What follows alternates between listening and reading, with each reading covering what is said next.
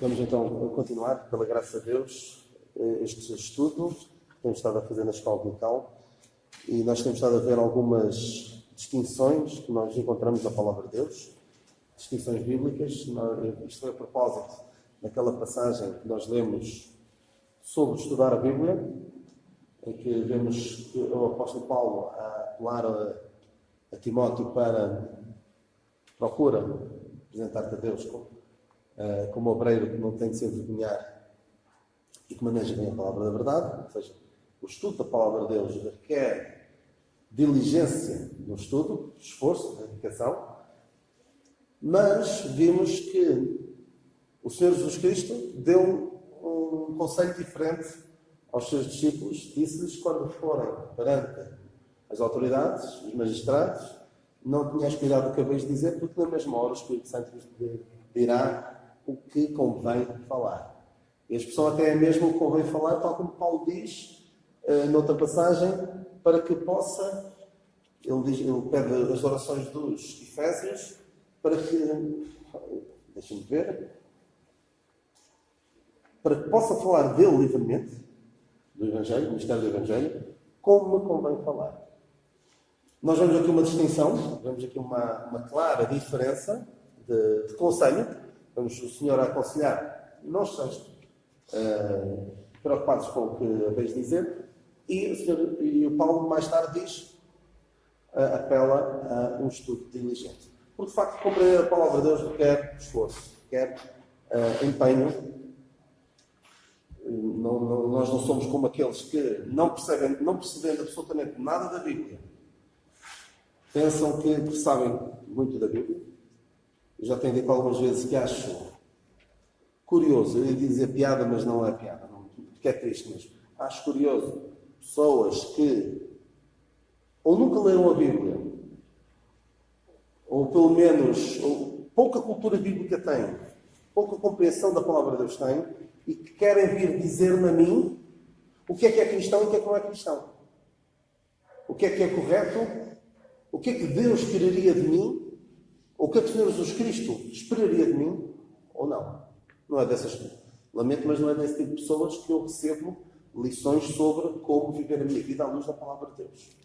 Mas infelizmente há pessoas que pegam naquele versículo, meio versículo, ou um terço do versículo preferido da Bíblia, que é qual?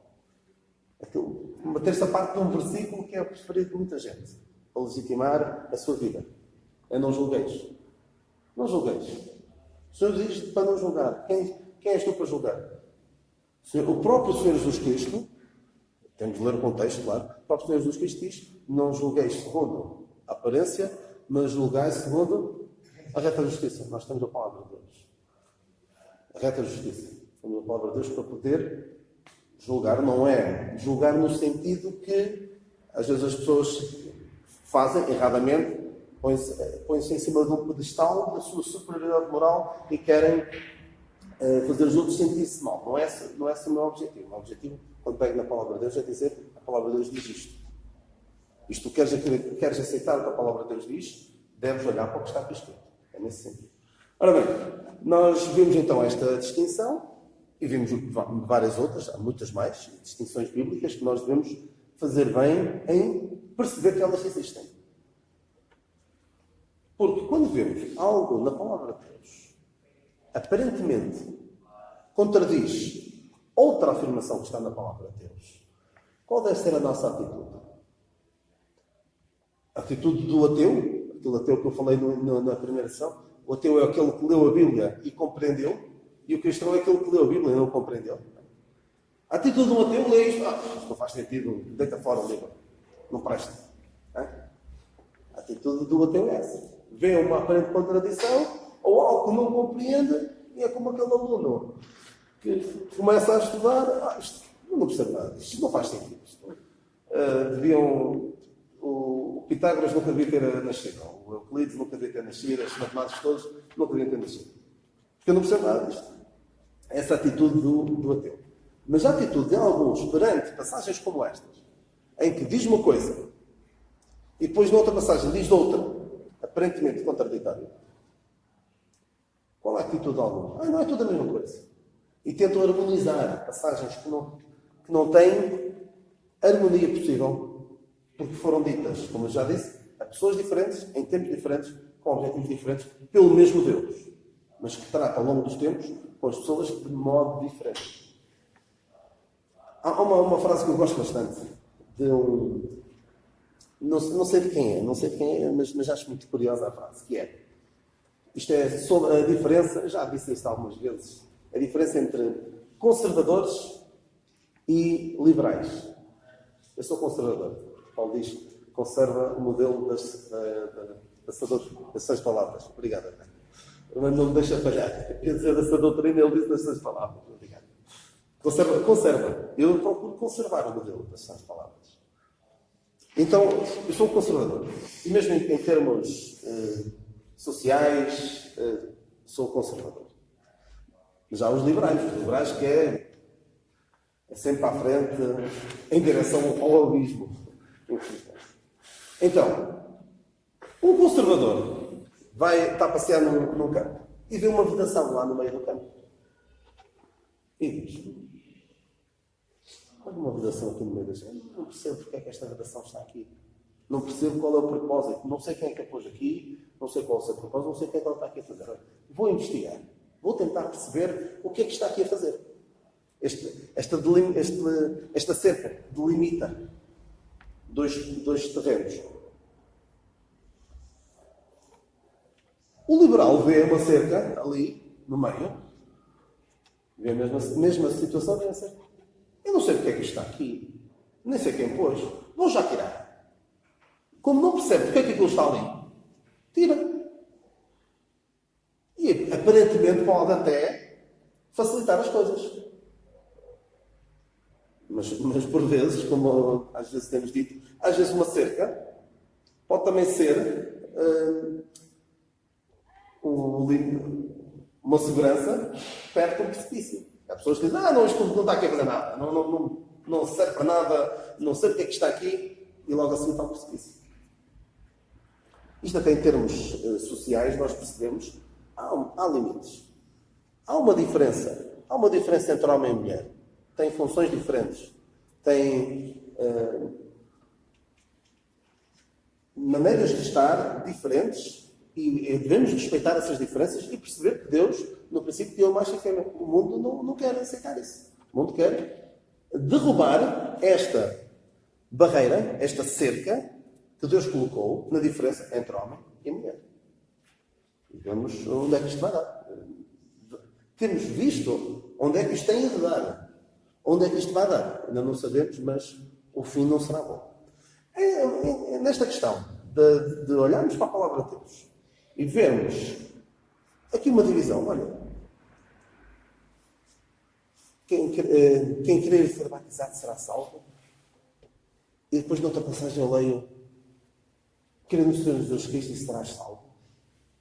Isto não é a mesma coisa. Vou tentar perceber porque é que isto parece ser diferente. Isto é a atitude de um conservador, de alguém que procura conservar o modelo das suas palavras. Agora, um liberal vem e diz: isto diz aqui, diz, é a mesma coisa. Tira a cerca. Vamos tirar fora e isto é a mesma coisa. Tal como o mundo diz, homem e mulher é toda a mesma coisa. O homem pode ser mulher, a mulher pode ser homem. Depende do gosto deles, não vamos estar aqui a limitar a sua liberdade.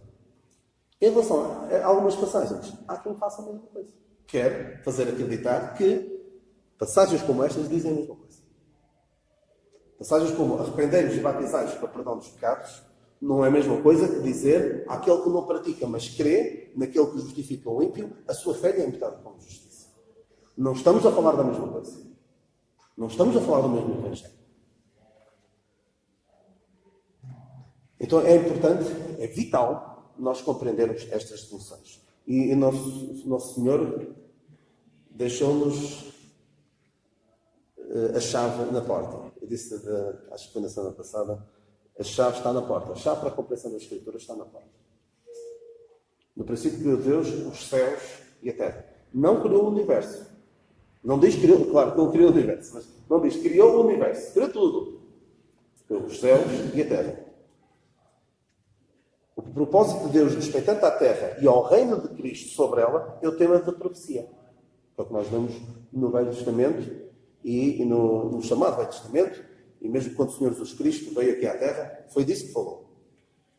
O seu propósito respeitante aos céus e a nossa exaltação nos céus com Cristo é o tema do mistério revelado posteriormente a Paulo. E se nós queremos compreender as Escrituras, temos de perceber esta distinção. Senão, podemos até aprender muito sobre a Palavra de Deus, sobre como vivemos neste mundo, mas vamos estar a construir sobre um alicerce que não é sólido. Não estamos a construir sobre o alicerce que Paulo colocou. Como sabe, como é que diz? Ajudem-me, por favor. Passagem. Pôs um fundamento. Exatamente. Primeiro aos Coríntios, não é? Obrigado. Segunda graça, 1 Coríntios 3:10. Segunda graça de Deus que me foi dada, pus Deus como sábio arquiteto o fundamento, e outro edifica sobre ele. Mas veja cada um como edifica sobre ele. Se nós quisermos edificar sobre um alicerce de... É tudo a mesma coisa. O Evangelho é o mesmo de Gênesis a Apocalipse. Cuidado, esse alicerce vai nos trazer muitos dissabores. Depois aparece-nos alguém que diz: olha, na Bíblia diz isto, e tu não estás a fazer porquê? Porque às vezes até eu tenho ouvido alguns argumentar contra a palavra de Deus, ateus, por exemplo, em alguns debates de ateus, mas começam a apontar para certas passagens. E claro que não é muito fácil estar a explicar. Assim, se não é fácil explicar isto a crentes, explicar a um ateu ainda é mais difícil. E também não sei se é através da compreensão dispensacional que um ateu vai lá. Também não sei. Não vou explicar os fundos. Como é que é dizer? Um tratado sobre verdades dispensacionais para que o ateu compreenda. Mas é com essa base. É nessa base. Na base de que há coisas diferentes na palavra de Deus, há maneiras de falar diferentes do mesmo Deus para com pessoas diferentes. E quando lemos uma passagem na palavra de Deus, devemos, como já disse, compreender se ela faz parte do propósito revelado por Deus desde o princípio ou do propósito revelado oculto desde os tempos eternos, teve oculto e revelado agora, através do apóstolo Paulo. Então, há algumas questões que se podem colocar, só para resumir aquilo que falámos antes. O descrente não consegue compreender a Bíblia porque não tem nele o Espírito Santo. Nós lemos isto em 1 Coríntios 2. Não pode compreender as coisas de Deus porque serão uma loucura para ele, porque elas se discernem espiritualmente. Nós, para estudar a palavra de Deus, para compreender a palavra de Deus, precisamos de ser diligentes no estudo. Mas não basta ser diligentes no estudo, precisamos de estudá-la nesta base. Na base de compreender que nem tudo o que está escrito diz respeito diretamente a nós. E esta recomendação de estudar a palavra de Deus nem sempre foi a mesma. Por exemplo, nós vimos que aos discípulos o Senhor disse algo diferente e que, para compreendermos, para conseguirmos perceber e conciliar esta contradição, assim dizer, temos que compreender então que Deus falou de modos diferentes ao longo dos tempos para povos diferentes. E que a principal divisão que encontramos na Bíblia não é Velho Testamento e Novo Testamento, mas sim a profecia e o mistério. Aquilo que Deus revelou desde o princípio do mundo, através dos seus profetas, aquilo que Deus manteve oculto desde os tempos eternos e que revelou agora através do apóstolo Paulo. Se não tivermos atenção a isto, vamos compreender mal as Escrituras, vamos desprezar algumas partes das Escrituras. E atenção, eu não desprezo certas partes das Escrituras. Paulo diz, não desprezeis as profecias.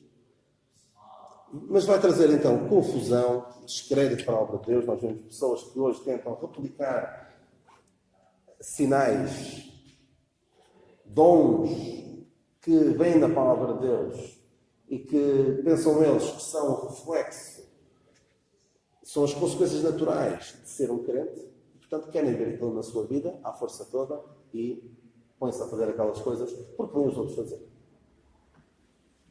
Nós vimos também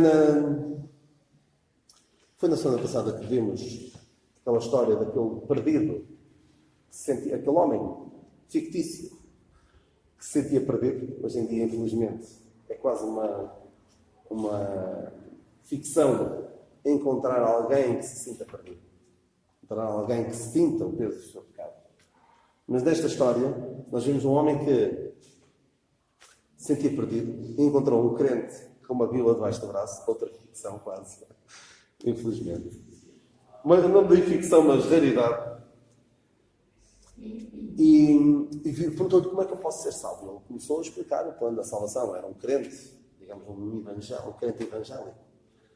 E começou a explicar o plano da salvação. Aquele que não pratica, mas crê, que sua fé lhe é imputada como justiça, não pelas obras de justiça que houvéssemos feito. Por aí fora. Várias passagens que nós conhecemos sujamente da palavra de Deus. Nisto aparece um católico e diz, não, a fé sem obras é morta. Deus depois que o homem é justificado pelas obras e não somente pela fé.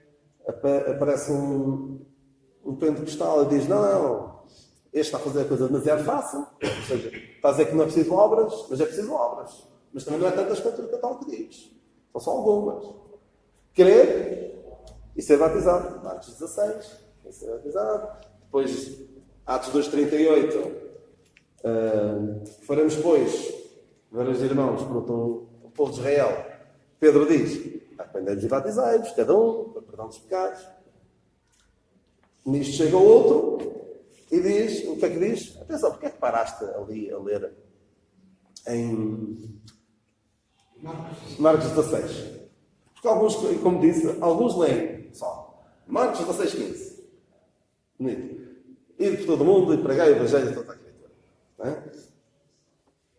Outros leem Marcos 16, 16. Aquele que crer for batizado, será salvo. Mas aquele que não for batizado, se não crer, será condenado. Já leu mais um bocadinho. Ou seja, está, à luz daquilo que nós compreendemos hoje, está a injetar obras para a salvação. Ele crer e for batizado, será salvo. Não pode querer significar a mesma coisa que o primeiro estava a dizer. De maneira nenhuma. E chegou outro e diz, então porquê é que paraste de ler? Continua a ler. Estes sinais se seguirão àqueles que crerem. Em meu nome expulsarão demónios, pegarão nas serpentes, e se beberem alguma coisa, em meu nome expulsarão os demónios, falarão novas línguas, pegarão nas serpentes, e se beberem alguma coisa mortífera, não lhes fará dano algum. E por as mãos sobre os enfermos e os curarão. E alguns que querem fazer isto, querem mostrar isto na sua vida. E dizia então este que chegou entretanto, esta quarta pessoa, a propor um plano de salvação para aquele homem perdido, que se sentia cada vez mais perdido, no meio todas aquelas passagens bíblicas. Ele dizia então,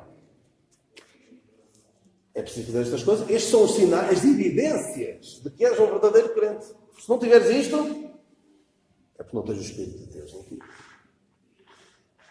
Há até uma história que o nosso irmão Carlos costuma contar.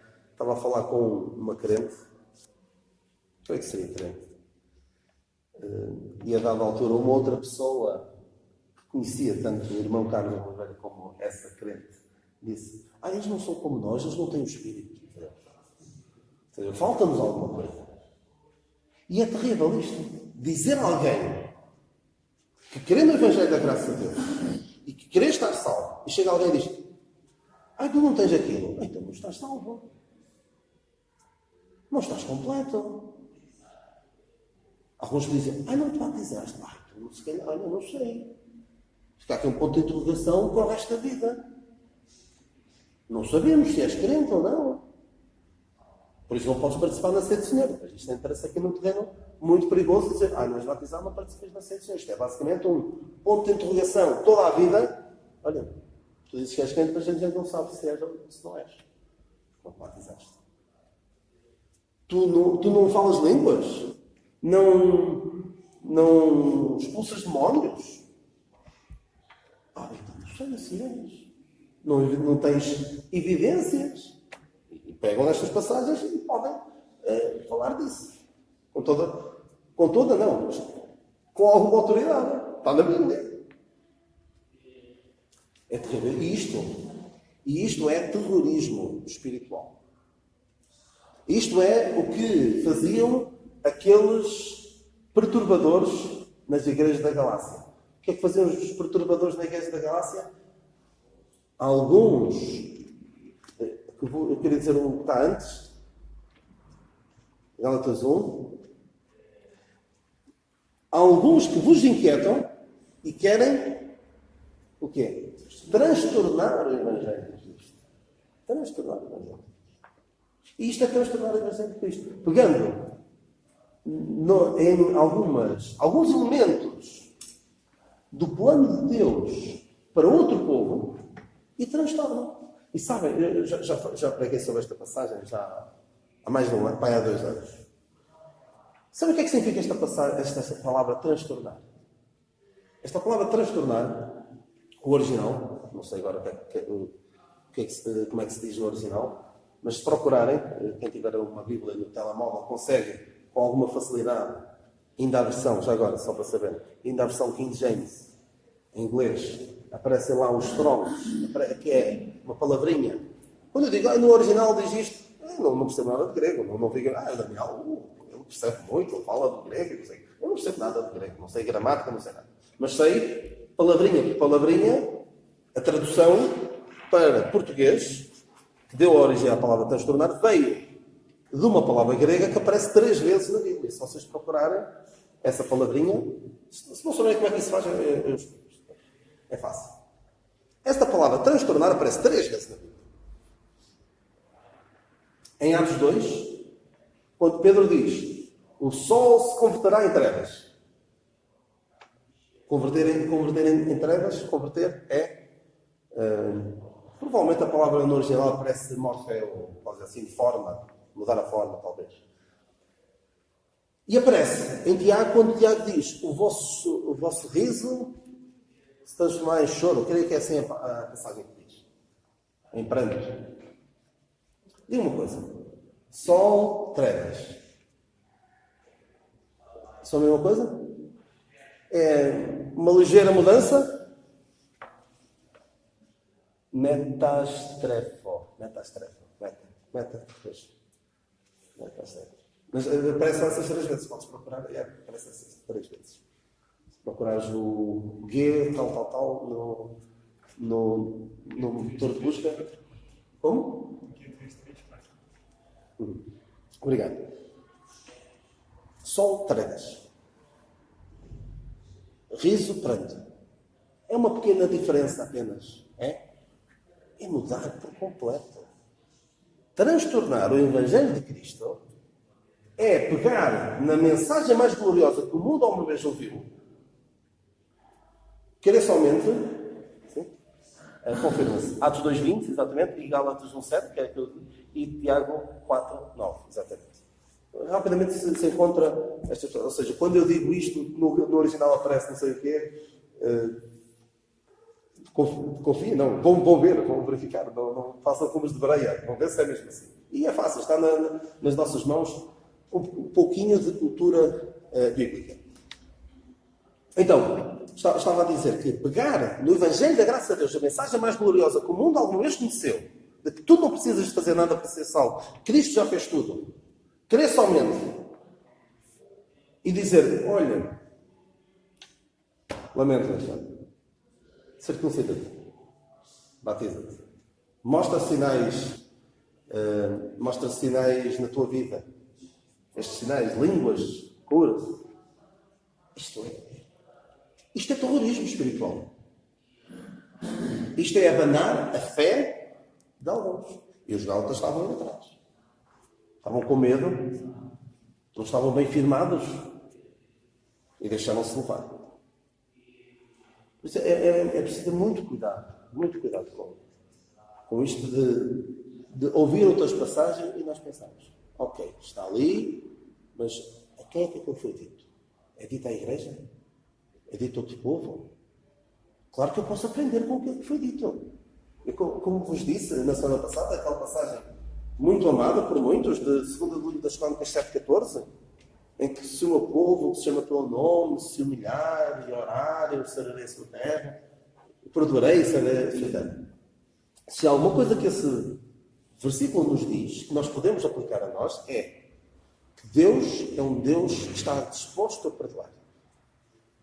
Sempre. Fê-lo no passado e hoje também o faz. Mas agora, não vamos pegar naquele versículo e dizer, aquilo é para nós. Se eu me arrepender, o Senhor vai sarar a minha terra, vai sarar a minha vida. Nem sempre as coisas que nos acontecem são necessariamente consequência de um pecado na nossa vida.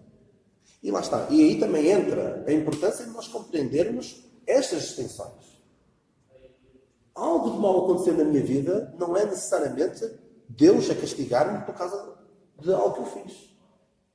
Aliás, eu até sou inclino mais para Deus, que, como filhos adultos, castiga-nos, corrige-nos pela sua palavra. Agora, há coisas que acontecem na nossa vida, como acontecem na vida de qualquer outra pessoa. Mas agora, como eu já falei isso há uns 2 anos aqui, quando falei da vontade de Deus, temos um pai e uma mãe com um filho doente, com o seu coração destroçado, a perguntar-se como é que nós vamos lidar com esta situação, e baterem à porta os amigos da igreja e virem dizer, cabe na tua vida, arrepende-te, Deus está a castigar-te por isto. Isto não edifica ninguém.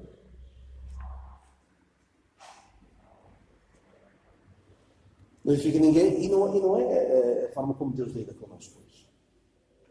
Por isso, muito cuidado. Nós precisamos de perceber, estar bem firmados na palavra de Deus, naquilo que Deus nos revela hoje, na presente verdade. Isto é exatamente o que disseram hoje ao... Sim, exatamente. Os amigos molestos. E vão castigo, diz que depois inocentes. Exatamente. Isto é deixar esta situação meter-se no mercado. Então, era caso para, imaginem alguém, quase ninguém ia ter com Paulo, quando ele estava preso.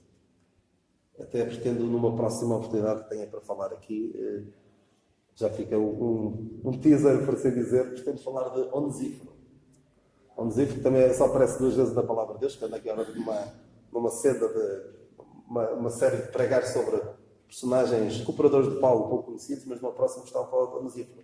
Onesíforo, com muita diligência, procurou o apóstolo Paulo. E não era fácil, de facto, chegar ao apóstolo Paulo onde ele estava. Até há um filme recente sobre Paulo, apóstolo de Cristo, e mostra retrata como foi difícil para Lucas chegar à beira dele para escrever o que escreveu. Então imaginem alguém dar-se ao trabalho de ir ter com Paulo e dizer, Paulo, já percebi o que é que está a acontecer. Pecado na tua vida. Falta de fé. Tu no teu tempo conseguias curar. E agora não consegues curar. É falta de fé na tua vida. Arrepende-te. Volta a praticar as primeiras obras, por assim dizer. O apóstolo Paulo é capaz de pensar, olha, que venham mais 40 vergastadas, que é melhor do que ouvir isto. Isto é fruto de uma ignorância bíblica. Paulo chegou ao fim da sua vida e disse, combati o bom combate, acabei a carreira, guardei a fé. Desde agora me está preparada a coroa de justiça. É terrível. A ignorância bíblica, a ignorância dos propósitos de Deus é terrível.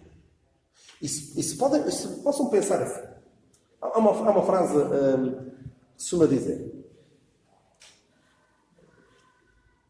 Se acham que a educação é cara, conhecem a expressão, o resto da frase. Se acham que a educação é cara, experimentem a ignorância. Ter um povo ignorante é pior do que... fica muito mais caro do que gastar na educação. Então, se acham que o conhecimento da palavra de Deus pode trazer problemas, nomeadamente de compreender estas divisões, causa divisão, causa problemas entre os crentes, então experimentem a ignorância destas verdades. Isso sim vai trazer muitos problemas. Na vida vão viver de uma maneira completamente contrária que a palavra de Deus pretende para os crentes de hoje. Portanto, nós precisamos de compreender. Assim, não é também estar a comprar guerras por tudo e por nada, só porque alguém difere, do meu ponto de vista, numa questão que se calhar posso ultrapassar, sem arranjar aqui uma luta. Há questões que são secundárias. Mas há outras, como estas nós estamos a falar, não vou ceder nem por uma hora. O que Paulo disse quando foi em Gálatas 2, ele teve de ir a Jerusalém, porque havia alguns que estavam a fazer isto de introduzir obras para a salvação. O que é que diziam?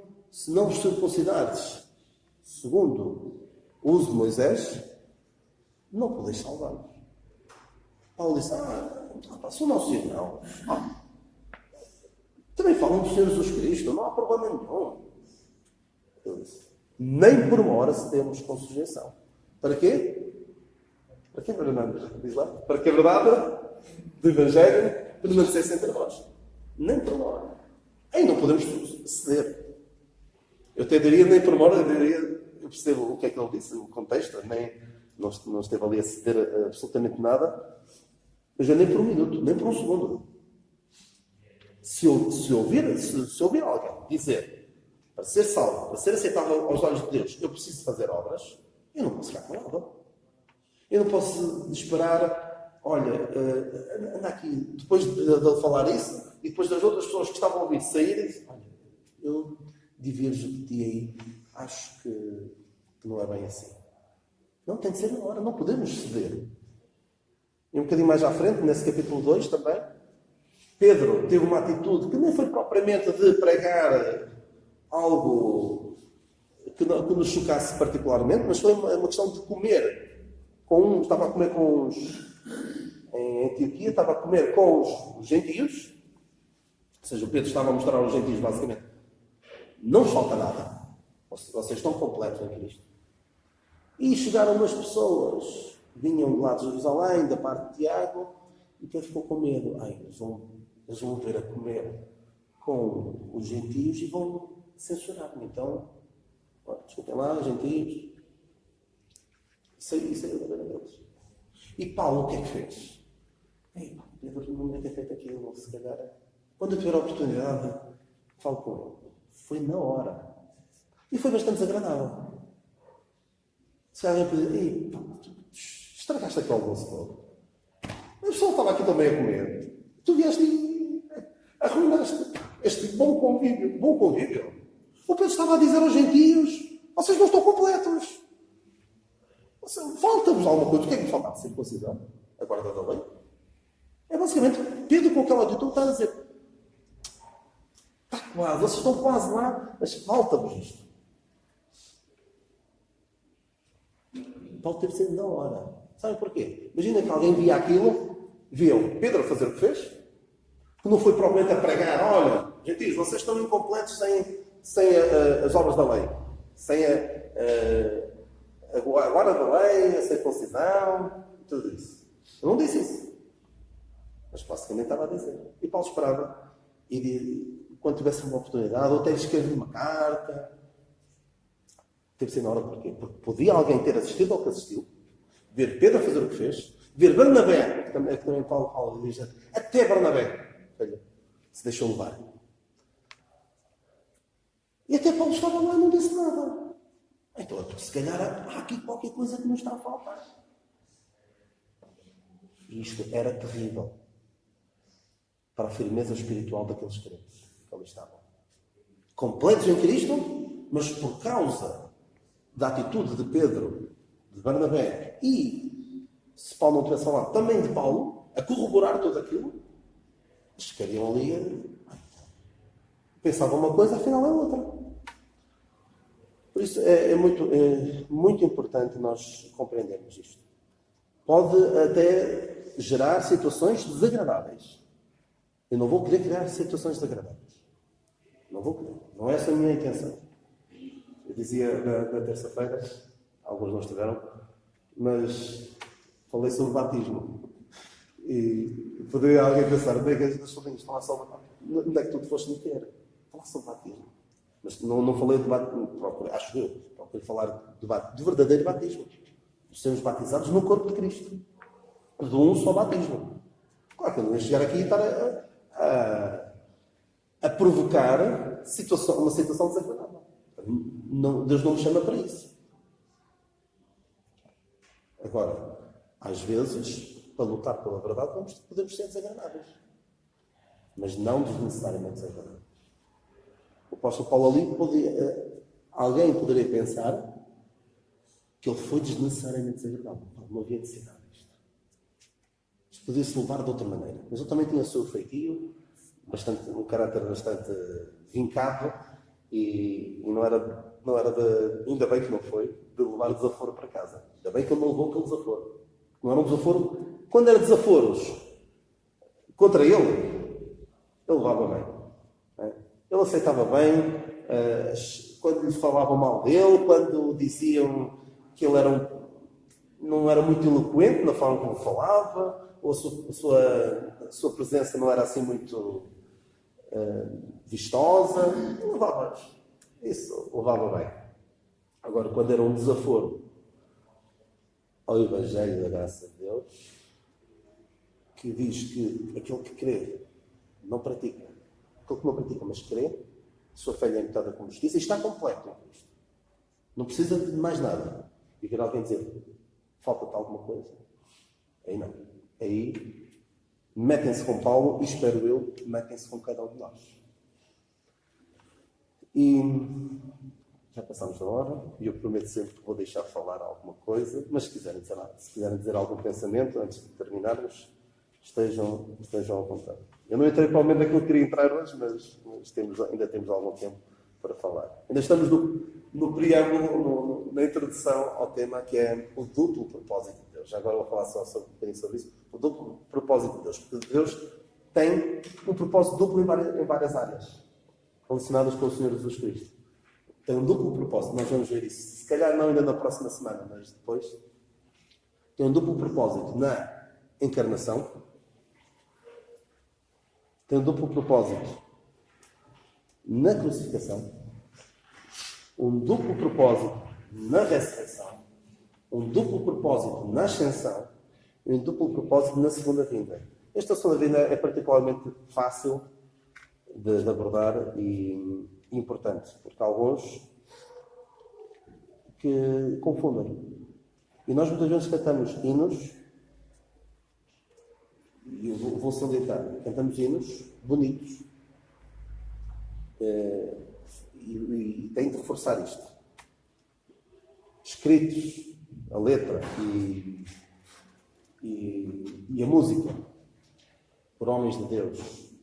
Se eu me pusesse em ditos de pés, talvez conseguisse chegar aos calcanhares deles, por causa da obra que Deus fez através deles.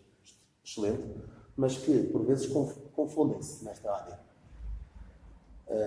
Na terça-feira cantámos um hino belíssimo Mas em meu coração, ó Cristo, tem sempre lugar para ti.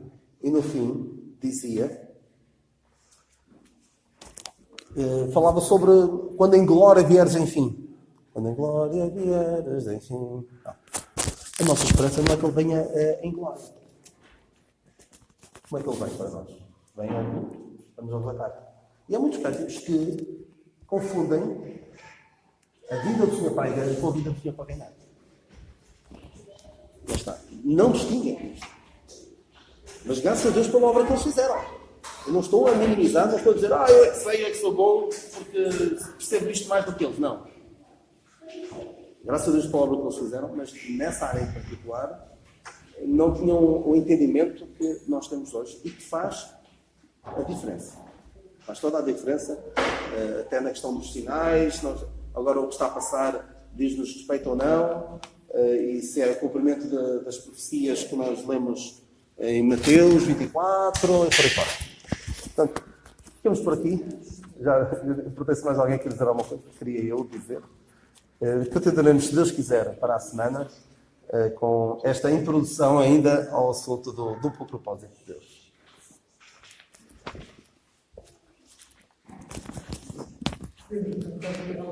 Então,